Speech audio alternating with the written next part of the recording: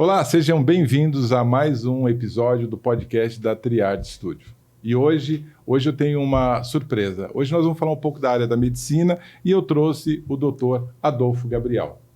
E ele vai falar um pouco da história da vida dele, ele vai falar por que ele escolheu a medicina e uma coisa interessante que ele vai trazer, a saúde da mulher. É muito importante para nós, dentro do nosso programa, trazer pessoas ilustres que vão trazer sempre uma informação a mais para vocês. Obrigado, doutor. Agora a gente pode entregar o programa para você, para que você possa falar um pouco da sua história, da sua trajetória, porque realmente é um prazer estar te recebendo aqui hoje. Muito obrigado, agradeço a oportunidade aí, o espaço do estúdio NutriArt. Primeiramente, agradecer mesmo, porque eu acho que é muito importante ter esse espaço de contato com as pacientes que vão estar nos assistindo e que precisam dessas informações. Acho que aqui é um espaço muito legal, me atraiu a possibilidade de iniciar um projeto onde eu consiga ampliar a divulgação de informações, de a gente conseguir alcançar o máximo de pacientes possível, nem mesmo que elas vão ter contato sempre com a gente, mas que as informações sejam disseminadas, porque o que falta muito hoje é a gente conseguir tudo isso. Mas vamos lá, vamos começar um pouquinho falando de mim. É isso, doutor. O que a gente gosta muito é de ouvir a história de vida, a história de trajetória, de qual é a sua cidade, porque as pessoas se identificam muito e tem muitas pessoas para contar suas histórias e algumas vezes ela acha que não é tão importante. E quando nós trazemos as pessoas para serem entrevistadas, a história faz parte. Com certeza. Faz muito, é muito relevante para quem está ouvindo. Perfeito. Não, isso daí é extremamente importante. Até porque eu nasci em São Paulo, então vim daqui, porém muito novo, fui para o interior, mudei para São José do Rio Preto, onde eu morei até 18 anos. Quando passei para a faculdade, fui fazer faculdade de medicina em Marília. Mas já na faculdade mesmo, eu comecei a ter certeza até o finalzinho, onde eu não tive dúvidas. Eu ia voltar para São Paulo. O que mais me motivou mesmo a voltar para São Paulo e vir fazer minha especialização aqui foi de ter o espaço onde a gente tem tudo. A gente tem estrutura, a gente consegue se especializar e oferecer para as pacientes um diferencial, coisas que a gente ainda sente falta no interior. Então, acho que eu penso muito nisso, essa questão de ter um espaço onde as informações cheguem lá com qualidade, para a gente também ter um aprimoramento dos profissionais e todo mundo conseguir ter um acesso a uma saúde melhor.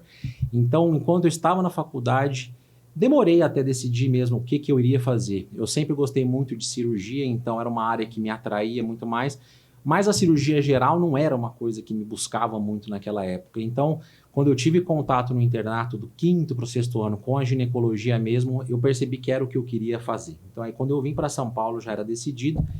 Em 2015 eu comecei a minha formação aqui e dali para frente, na verdade, eu acho que eu fui só me lapidando, procurando de fato aquilo que eu mais gostava, aquilo que mais me atraía.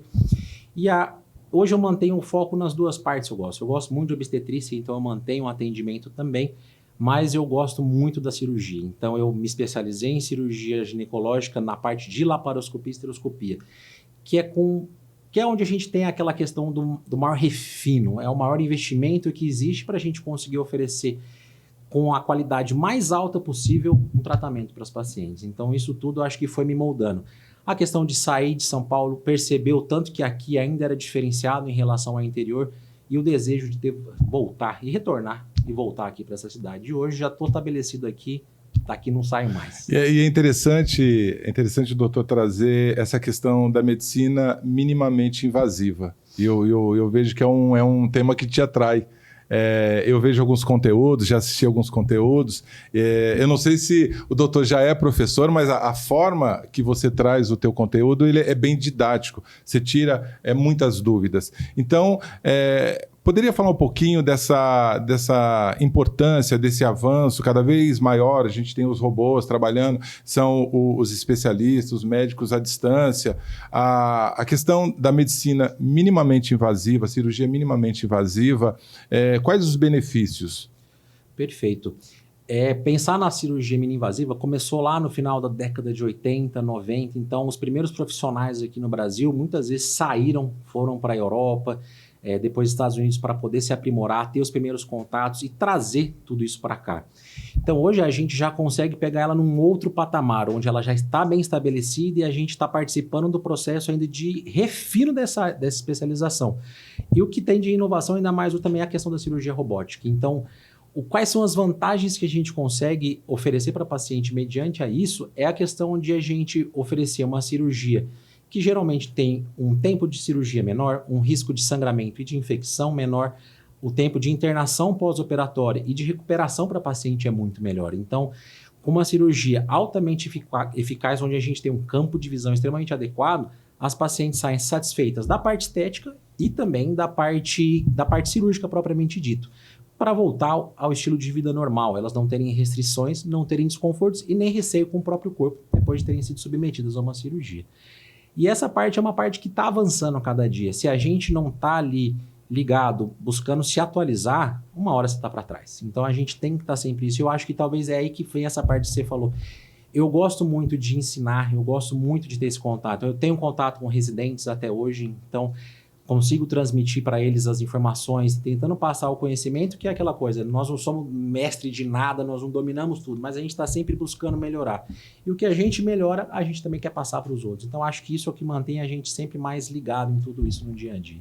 Você sabe, né, doutor, que eu gosto muito de filosofia, gosto muito de... Às vezes, assim, algumas frases prontas, eu gosto muito da cultura chinesa, que tem um ditado chinês que ele diz o seguinte, uma historinha: 2 homens todos os dias se encontravam numa estrada e cada um tinha um pão. E eles trocavam pão e cada um ia para sua casa, para sua aldeia com um pão. Um dia eles resolveram trocar um pão e um conhecimento.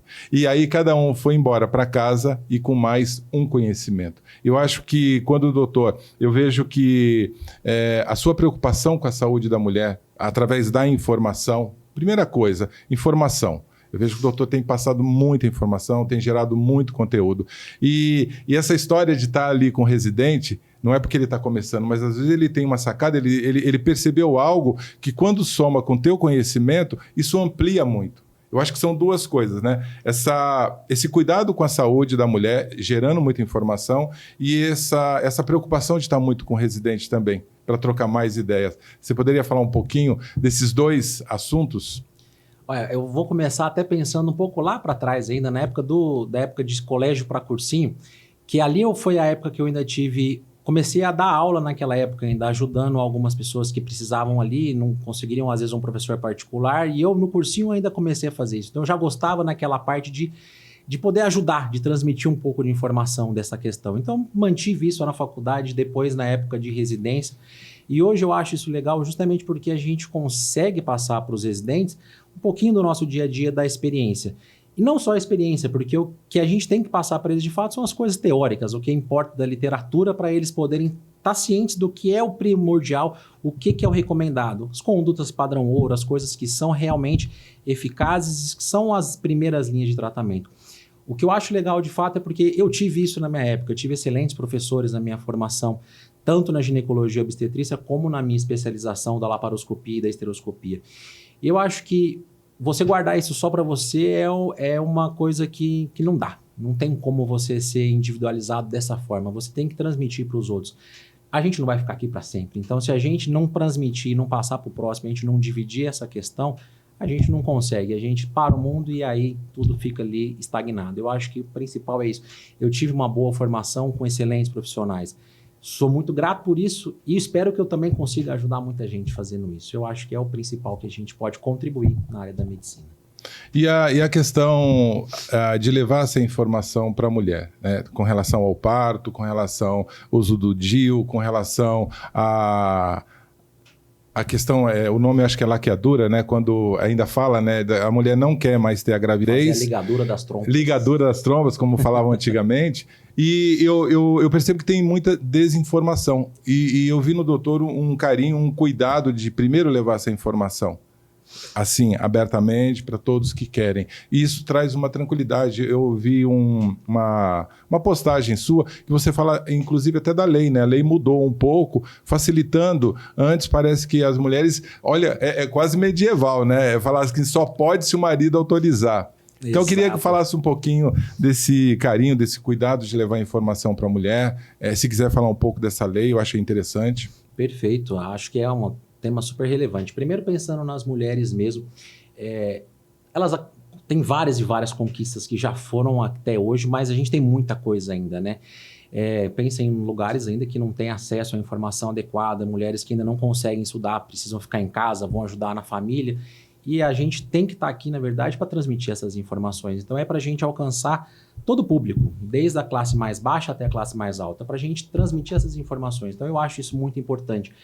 E esse projeto que eu comecei é justamente para isso, para eu conseguir estar aqui à disposição, passar informações e também receber as pacientes que tiverem interesse, ou com informações a mais, ou com dúvidas, ou mesmo para poder iniciar um acompanhamento, ou que precisam da avaliação de um especialista para a cirurgia. Então, acho que esse projeto, com o apoio de vocês aqui, que é um espaço super bacana, vai ajudar a gente a conseguir ampliar muito mais. Aquela informação que a gente divulgaria para 3 mil, 5 mil pessoas, a gente vai alcançar 20, 50 no início, daqui a pouco nós estamos alcançando 1 milhão, 2 milhões de pessoas e daí a gente vai embora. E pensar mesmo, por exemplo, nas atualizações, o que você comentou da lei, que é uma coisa recente, eu acho que esse talvez seja o principal foco do meu interesse, é de estar sempre mostrando as coisas que estão mudando, o mundo é dinâmico.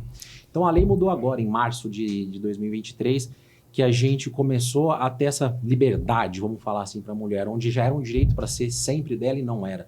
Ela não precisa mais do consentimento do parceiro, não precisa do consentimento do marido para que ela faça a cirurgia. Então, ela tem o desejo, ela manifestou o desejo, tem o termo de consentimento registrado, devido aos processos legais, o intervalo mínimo, ela consegue fazer a cirurgia. E outra coisa que também foi uma inovação que eu acho que é muito bacana. Ele trouxe para mais próximo um pouquinho. A paciente tinha que esperar, às vezes, até 25 anos para conseguir fazer isso. Eles reduziram essa idade para 21. A partir de 18 anos, se ela já tem 2 filhos ou mais vivos, ela também pode fazer o procedimento.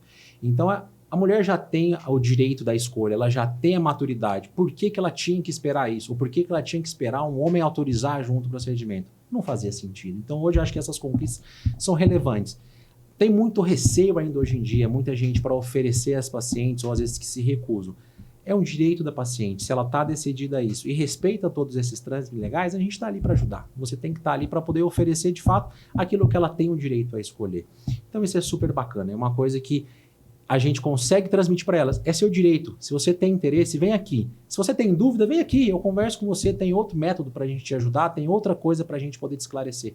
Mas é essa questão da gente ter essas atualizações e não deixar passar isso batido. Às vezes a paciente descobrir que isso foi atualizado. Ela descobriu isso em 2030. Você já podia ter feito isso antes, era seu desejo. Então a gente está aqui justamente para trazer esse tipo de informação. Eu acho muito interessante porque, além da desinformação, tem um medo também. A questão de que muitas acham, mas se eu quiser reverter, será que eu posso reverter? Esse método é para todo mundo, o doutor já falou, não é para todo mundo. Então, tem algumas coisas que o teu organismo ele pode não aceitar tão bem esse procedimento, mas a informação te acalma. E saber que, em alguns casos, pode reverter, porque as pessoas, às vezes, elas têm um relacionamento hoje não é tão interessante ter mais filho, mas, de repente, muda a vida, e aí fala assim, poxa, doutor, é possível eu reverter? Eu gostaria, porque eu fiz uma cola, aí eu assisti alguns vídeos do doutor, então eu peguei e falei, vou fazer as mesmas perguntas, mas agora aqui dentro do podcast, que a gente vai chegar a levar, como o doutor falou, a um número maior de pessoas. Se pudesse falar um pouquinho do medo que algumas pessoas têm, algumas pacientes têm, e se é reversível ou não. Perfeito. Acho que a parte principal é o medo inicial. O que peca essa parte é não receber uma orientação adequada. Então, quando ela passa em consulta com um especialista, ela vai ter todas as orientações, ela vai tirar todas as dúvidas, ela vai ser explicada e oferecida todas as possibilidades de tratamento. Então, ela já vai sair da sua consulta tranquila, ela já vai sair convencida e sabendo, estou sendo cuidada e observada por um médico especialista adequado. Então, isso já tranquiliza a paciente. E a questão mesmo de você poder ter todas essas questões de Vamos reverter? É possível? É possível. Quando a gente faz a cirurgia na técnica convencional, onde a gente retira um fragmento da trompa, a gente pode fazer a religadura delas. É uma técnica realmente difícil, complexa, não são todos que fazem, tem especialistas justamente para isso, porém a gente consegue oferecer a essa paciente a possibilidade de uma gravidez espontânea. E é o que você comentou, Antônio. A paciente, às vezes, ela terminou um relacionamento anterior, começou um relacionamento novo, ou ela nunca teve o desejo, mas de repente alguma vez ela teve o desejo e quer voltar atrás, então a gente consegue oferecer a isso. E se fizer uma cirurgia que foi definitiva de retirada completa da trompa, a paciente ela consegue engravidar.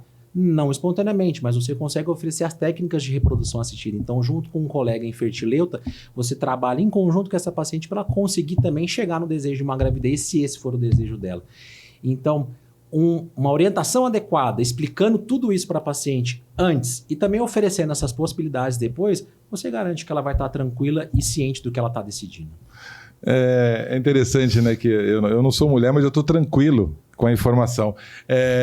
O conhecimento que você trouxe, eu acho que tranquiliza a família toda, porque não é só a mulher que está envolvida. Ela está pensando nela, mas ela tem os filhos, ela tem o marido, e essa informação realmente tranquiliza muito. E aonde que o doutor atende, ou como que as pessoas têm acesso à sua rede social, como é que pode... Eu sei que você está nesse projeto grande de gravar mais informação. Como é que as pessoas podem te encontrar, tanto fisicamente no teu consultório e também na rede social? Perfeito. Nas redes sociais, temos as páginas do Instagram, Facebook, também a questão do YouTube, onde a gente vai estar atualizando sempre com vídeos, tanto vídeo informativo, como a questão de vídeos de bate-papo, onde pacientes me mandam dúvidas, eu vou responder, então sempre tentando trazer de uma maneira concisa, onde for mais necessário, ou de uma maneira mais completa. E as pacientes que têm interesse ou que precisam de uma assistência, querem um acompanhamento já individualizado, um acompanhamento especializado, tem o meu consultório. Eu atendo aqui próximo na Alameda Lorena, tá? Número 131 é o consultório Relive. Então, ali eu consigo oferecer um espaço adequado, um espaço super bacana que a gente projetou para a mulher se sentir bem. Então, é diferenciado, a paciente se sente bem desde a recepção, o acolhimento que ela vai ter, até mesmo o nosso espaço de atendimento na sala, a sala de exame, toda essa questão. Então, foi um projeto não só aqui, mas foi um projeto também de vida pessoal num consultório, onde eu elaborei tudo isso justamente para poder dar espaço a mais e conseguir ampliar essa possibilidade de oferecer às pacientes o que elas merecem, de dar um tratamento de qualidade. Doutor Adolfo Gabriel, quem diria, hein? A gente já está chegando no final, passou rápido, né? A gente tinha aquela preocupação, será? Vamos fazer esse podcast, é a primeira vez? E eu queria te pedir um favor.